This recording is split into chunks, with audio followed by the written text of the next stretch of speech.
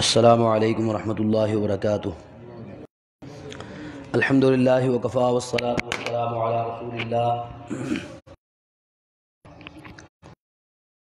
سلمۃ رضی اللہ تعالی عنہا قالت قلت یا رسول اللہ صلی اللہ علیہ وسلم انی امرأۃ اشد شعر رأسی افانقضہ لغسل الجنابہ۔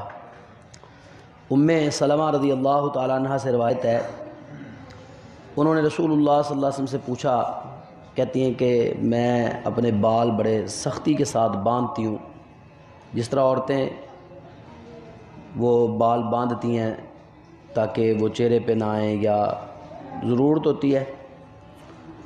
تو کہنے لگی کہ افانقضہ لغسل الجنابہ، تو کیا میں غسل جنابت کے وقت انہیں کھول لیا کروں؟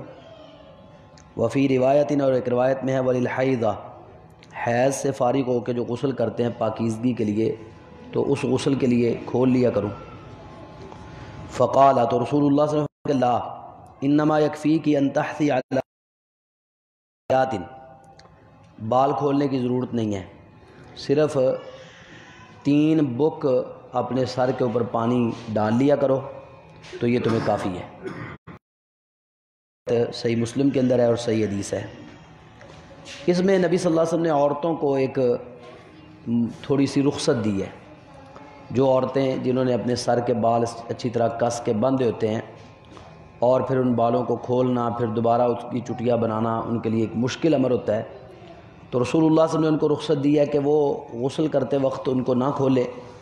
اگر وہ نہ کھولنا چاہیں، اگر کھول لیں تو بہتر ہے، اگر نہ کھولنا چاہیں ویسے ہی غسل کرنا چاہیں، اور غسل بھی عام نہیں، غسل جنابت فرضی غسل یا حید نفاس کے بعد جو پاکیزگی حاصل کرنے کے لیے غسل کیا جاتا ہے وہ غسل، تو اس کے لیے بھی اگر بال نہ کھولیں تو حرج کی کوئی بات نہیں ہے۔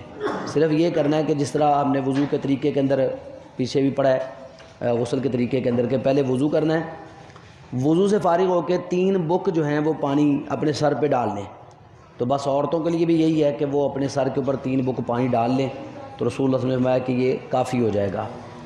تو یہ رخصت دی ہے عورتوں کو۔ تو جو رخصتیں اللہ اور اس کے رسول نے دی ہوتی ہیں، ان رخصتوں کو قبول کرنا یہ بھی اللہ تعالیٰ کو اور اس کے رسول کو پسند ہے۔ رسول اللہ صلی اللہ علیہ وسلم کہ ان اللہ تعالیٰ یحب ان تؤتی رخصہ کما یکرہ ان تؤتی معصیتہ، اللہ تعالیٰ اپنی دی ہوئی رخصتوں کو قبول کرنا ایسے ہی پسند کرتے ہیں جیسے اپنی نافرمانی کو ناپسند کرتے ہیں۔ تو اللہ رب العالمین نے یہ جو ہمیں یا رسول اللہ صلی اللہ علیہ وسلم نے جو ہمیں رخصتیں دی ہیں دین کے معاملات میں جہاں جہاں، تو ان کو قبول کرنا چاہیے۔ اللہ تعالیٰ ہمیں سمجھنے کی اور عمل کی توفیق عطا فرمائے۔ آمین۔ وما علیہ الا البلاغ المبین۔